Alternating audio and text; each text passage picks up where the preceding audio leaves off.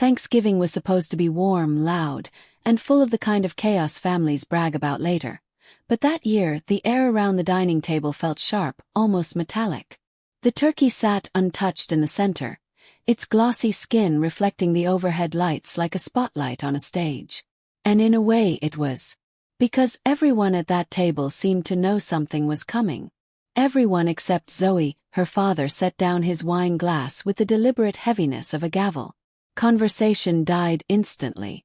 Forks paused mid-air. Even the hum of the heater seemed to quiet as he leaned back in his chair, staring at Zoe with that cold, assessing look she knew too well.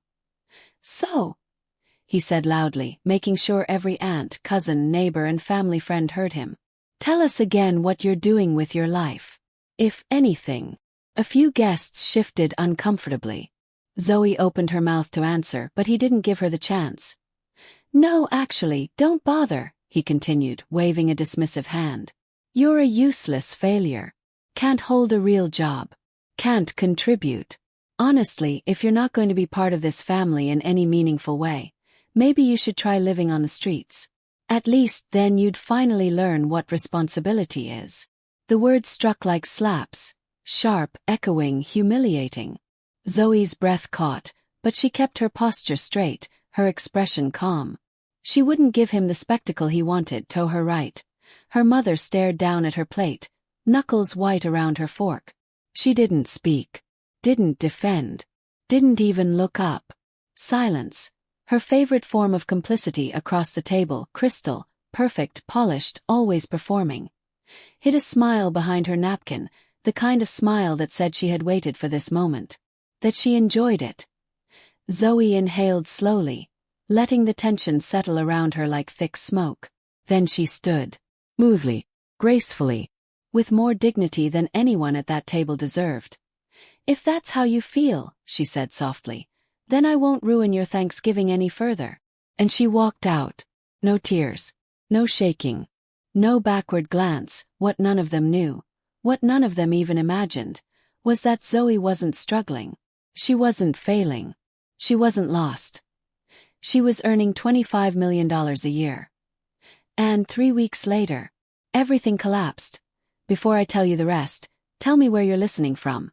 I need to know I'm not the only one who's lived this kind of betrayal. To understand why that Thanksgiving humiliation cut so deeply, you have to understand the roles Zoe and Crystal had been assigned long before either of them could speak. Their family prided itself on being picture perfect, the kind that took coordinated holiday photos in matching scarves and posted them online with captions about gratitude and togetherness. What those photos never showed was the unspoken hierarchy that ruled the house. Crystal was the golden child. Everyone knew it. She played violin from the age of 6, had private tutors for every subject, and never once worried about disappointing anyone.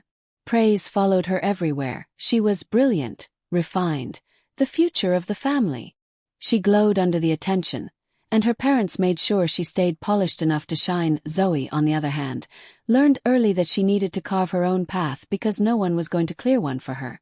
At 16, while Crystal was performing concerto solos in school auditoriums, Zoe was spending nights teaching herself to code on a second-hand laptop. She wasn't handed tutors or guidance. She Googled everything, broke things, fixed them and broke them again. It thrilled her. It made her feel capable. But to her family, it was just a quirky phase. When Zoe dropped out of college to build her first software tool, they laughed. Her father told relatives she was between ideas. Her mother said she was just figuring things out, and Crystal smirked every time Zoe tried to explain what she was building. When Zoe launched her first small digital product and it made $800 in a week, a miracle to her at the time, her family dismissed it as cute. Cute. That word haunted her for years. No matter what Zoe achieved, Crystal's accomplishments took priority. If Crystal passed a class with an A-, it was a household celebration. If Zoe closed a contract that would pay more than her father's annual salary, no one blinked. They simply rewrote the story, painting Zoe as unfocused, uncommitted, inconsistent. That pattern lasted for more than a decade. By age 32, the difference between the sisters was almost theatrical. Crystal was loud, polished, and always on display, still playing the role of golden child with the confidence of someone who'd never been told no. Zoe was quiet, independent, deliberate. She had learned to keep her wins to herself, not out of shame, but because she'd stopped expecting anyone in that house to care. Thanksgiving wasn't new. It was just the first time they said the quiet part out loud. But their cruelty at that table was only the beginning. When Zoe returned to Seattle, her penthouse should have felt like armor. 40 floors up, framed in glass, overlooking the glittering skyline that she built her life above. Normally, the view grounded her. The quiet steadiness of the city at night reminded her that she had carved her own place in the world, with no help from anyone at that Thanksgiving table. But humiliation has a way of lingering for 3 days. She moved through her home like a ghost. She tried to work, but her mind kept replaying the scene. The laughter, the silence, the smirk. She kept asking herself why it still hurt. Why, after everything she had accomplished, her father's words could still feel like a blade. Then, on the third morning, her phone buzzed. It was Lily, her one cousin who had never treated her like an afterthought. The preview on the lock screen read, "Are you okay? I heard something weird at church." Zoe sat up straighter. When she opened the message, screenshots followed. Messages Lily had captured from the church group chat. Threads Zoe was never supposed to see. Her mother's name appeared again and again. "We're praying for Zoe. She's homeless right now. She's couch surfing after her little internet hobbies failed. Keep her in your prayers, she's very lost." Homeless. Zoe stared at the word. Sitting in a penthouse with floor-to-ceiling windows, marble countertops, and a home office larger than her childhood bedroom. She blinked hard, as if the luxury around her might vanish and reveal the broken life her mother had constructed for entertainment. Another message came in from Lily. "Lily, I told them it wasn't true, but your mom got angry." Zoe. "They don't want to know." That line hit harder than anything at Thanksgiving. They didn't want to know. Not the truth. Not her success. Not her reality. Because knowing would mean letting go of the version of Zoe that made them feel superior. They needed her to stay small, struggling, pitiable. It made their world make sense. And suddenly, the humiliation from Thanksgiving took on a sharper edge, because it wasn't a moment. It was a pattern. Strategy. A script they needed her to keep playing. 2 days later, the aftershock turned into a fault line. An email arrived that made me forget how to breathe. The email arrived on a Tuesday evening, just after sunset. Zoe had finally settled into her home office, trying to reclaim the quiet focus she'd lost since Thanksgiving. She wasn't expecting anything urgent. Maybe a contract update from a partner, maybe a report from her CFO. Nothing life-altering, but the subject line froze her in place. Urgent. Confirmation required regarding your role as guarantor. First she thought it was spam. Phishing attempt. Something easily ignored. Then she opened it. The message was from a well-known Seattle law office, one she recognized from real estate closings and corporate filings. There was nothing vague or scammy about the tone. It was professional, direct, and devastatingly clear. "We need confirmation of your guarantor status regarding the $400,000 renovation loan issued last year. We have your signed documents on file. Please respond within 5 business days." Zoe's pulse started pounding. Guarantor. Loan. $400,000. She scrolled. Attached were PDFs. Contracts. Bank authorizations. A signature she instantly recognized as hers, except it wasn't. The loops were wrong. The pressure was wrong. It was close, eerily close, but the forgery was unmistakable. Someone had signed a $400,000 loan in her name. Her hands went cold. She opened the second attachment. A payment schedule. A withdrawal history. And then the detail that made her stomach drop. Loan purpose. Retail renovation and launch expenses. Borrower. Crystal Hale Boutique. Crystal, her sister's boutique. The glittering, over-designed store Crystal had launched with dramatic Instagram countdowns and family bragging rights. The store their parents praised as entrepreneurial brilliance, while rolling their eyes at Zoe's tech companies and calling them online experiments. Zoe leaned back in her chair, breath shallow. The humiliation at Thanksgiving suddenly snapped into place, not as cruelty but as strategy. They had needed her small, discredited, embarrassed, powerless. Because if the boutique failed, and boutiques failed all the time, the bank would come after the guarantor. After Zoe.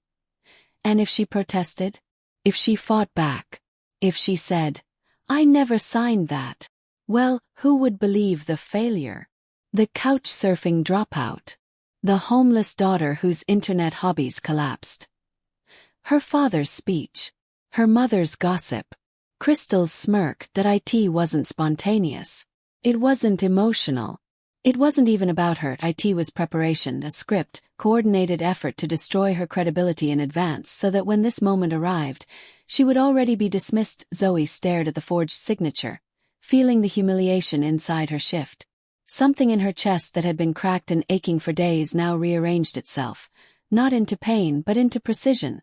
She wasn't broken, she was being used, and that realization didn't crush her. IT sharpened her. They thought they could rewrite her again.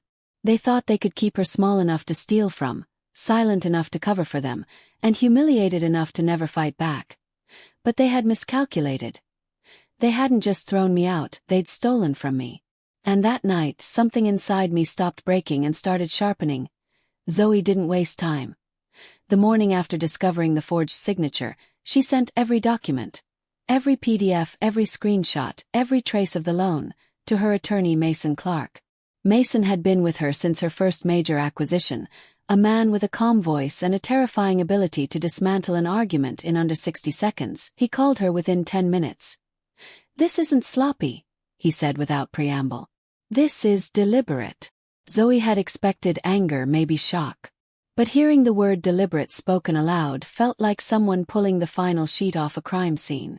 No more guessing. No more hoping she had misunderstood. No more benefit of the doubt. Deliberate. She exhaled slowly. "Then we investigate." And they did. For the next week, Zoe and Mason dug through financial records. Her parents' accounts. Crystal's boutique filings. The renovation invoices. Everything the bank had documented. Anything tied to the boutique. Anything tied to the loan. And every layer revealed something worse. Payments that didn't make sense. Credit lines opened and closed within weeks. A family emergency fund her parents had been bragging about, funded entirely by borrowed money. Even Crystal's lavish weekend trips, the ones she posted online with inspirational quotes, were paid for with funds connected to the loan Zoe had signed. It wasn't just the boutique, her family's entire lifestyle was debt-fueled. And Zoe's name was their safety net. Mason laid it out plainly. They expected the boutique to struggle. Most do. But with you as the guarantor, the bank would never come after them. Just you. Zoe stared at the spreadsheets glowing on her screen. "They really thought I wouldn't fight," she whispered. Mason didn't sugarcoat it. They counted on it. The more they uncovered, the clearer the pattern became. Every dismissal, every insult, every time they minimized her work. Every version of her they repeated to relatives and church members. IT formed a narrative where Zoe was irresponsible, unstable, incapable, a narrative designed to make her defenseless. But they had made a mistake, a legal one and a big one. During their research, Mason highlighted an option most people never even realize exists. Because the loan was on the verge of default, Zoe had the legal right to acquire the debt from the bank. If she became the holder of the loan, she would have complete control. Crystal's boutique, her parents' financial security. Their entire facade. All of it would sit in Zoe's hands. Mason waited. "Do you want to move forward?" Zoe didn't hesitate. "Do it." The next 3 weeks were silent, strategic, surgical. Paperwork was filed. Transfers processed. Approvals secured. No one in her family knew a single thing was happening. But every day brought her closer to the moment they would learn the truth. 3 weeks ago, they told me to go live in the streets. Now I was about to own the ground they stood on. The notification came on a Thursday morning, crisp and unceremonious. Zoe was sipping coffee, reviewing product metrics when her phone buzzed. It was Mason. She answered immediately. He didn't waste words. "It's official." The loan defaulted. And with the transfer finalized, you now control everything. Everything. Crystal's boutique. The collateral tied to it. The financial leverage her parents thought belonged to the bank. Even the Hale family home. Used as partial security without Zoe's knowledge. Zoe set her mug down with a steady hand. What she felt wasn't triumph. It wasn't revenge. It wasn't even satisfaction. It was clarity, a clean, unwavering steadiness, like she'd finally stepped onto solid ground after years of being told she was standing on quicksand. Good, she said softly. Let's move forward. Together, she and Mason drafted terms. Fair ones. More fair than her family deserved. Options that would allow them to walk away without destruction. Sell cleanly. The boutique, the house, the attached assets. Pay off the debt. Start over without long-term damage. Rent under her ownership. Stable. Manageable. No surprises. Except for the fact that the person they'd be paying every month was the daughter they told to live in the streets. Zoe made sure every clause, every detail, every number was ethical, airtight, and entirely in their favor. She didn't want to ruin them. She just wanted the truth back. On Tuesday, Mason called again. They agreed to a meeting, he said. Friday. Bellevue House. Zoe nodded, even though he couldn't see her. Bellevue House was perfect. Elegant but understated, known for its velvet-lined booths and quiet, candlelit corners where sensitive conversations took place. A place where power didn't need to be flaunted, it simply existed. One more thing, Mason added. They don't know it's you. Zoe inhaled, slow, steady. Good. Because if they knew, they wouldn't show up. If they knew, they'd run. If they knew, they'd twist the story again. But on Friday night, there'd be nowhere to hide. She arrived early, dressed simply. Black trousers, soft cashmere, nothing flashy. She didn't want theatrics. She wanted truth.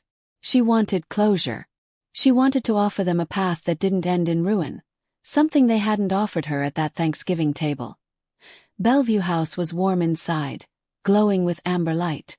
Fresh eucalyptus lined the entryway. Glass sconces flickered along the walls. The private dining room Mason had reserved felt serene, almost sacred. Zoe sat at the head of the table. She heard footsteps approaching.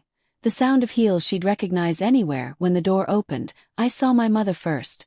Perfect hair, flawless makeup, desperately pretending everything was fine. The moment the door to the private dining room opened, Zoe's family stepped inside with the confidence of people who thought they were meeting a polite, faceless lender. Her mother's makeup was flawless. Hair perfectly coiffed, every detail meticulously rehearsed. Her father strode in with the posture of authority, though there was a subtle tightness in his shoulders that betrayed him. And Crystal, her golden-polished sister, looked as if she had just sprinted through a whirlwind, red-rimmed eyes betraying late nights and silent tears she hadn't bothered to hide. They all smiled politely, assuming Zoe was somewhere in the background, an irrelevant footnote in the transaction about to unfold. Then Mason stood. Professional. And dropped the bomb. Before we begin, he said, eyes steady on the family, Ms. Hartman is the acquiring party of the loan in question. For a moment, the air itself seemed to stop moving. Utensils hung mid-air, forks balanced on plates, and the faint scent of roasted lamb seemed to vanish under the weight of the silence. Her father's jaw dropped. His voice cracked almost imperceptibly as he asked, You bought our loan? Zoe leaned forward, her hands folded, voice steady. You put my name on it. Without my knowledge. Without my consent. And yes, I acquired it. Her mother opened her mouth, a rehearsed excuse already forming.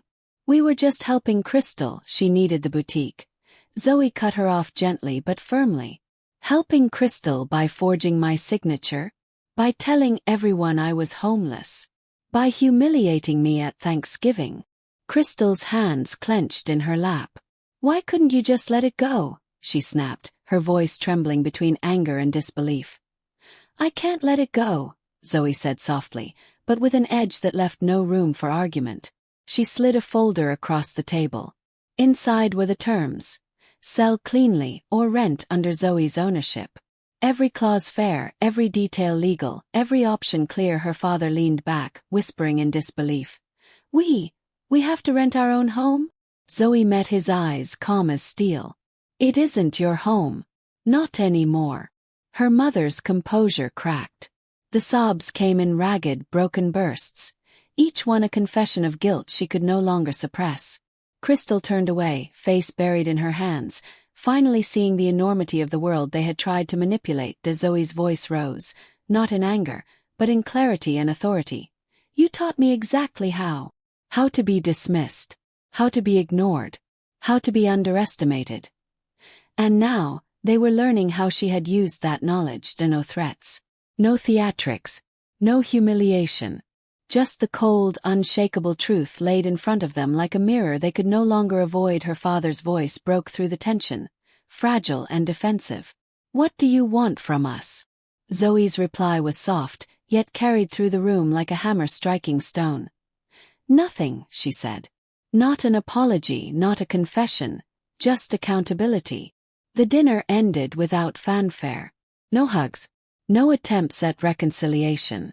Just the stunned silence of a family finally confronted with a truth they could neither spin nor escape. Crystal lingered for a moment in the doorway. Her voice small, almost pleading. You could have helped me. Zoe met her eyes, steady and composed. I did, she said softly. Just not the way you wanted. And then she left. Outside, the streets of Portland felt calm, ordinary. The kind of ordinary that Zoe had missed during years of chaos at home. Relief, not triumph, filled her chest. She had done what she needed to do. The rest was out of her hands. For the next week, she heard nothing. No calls. No text. No frantic attempts to negotiate. Just silence. From Portland to Seattle, it was as if a dam had broken and then the water had receded, leaving an uneasy, anticipatory quiet.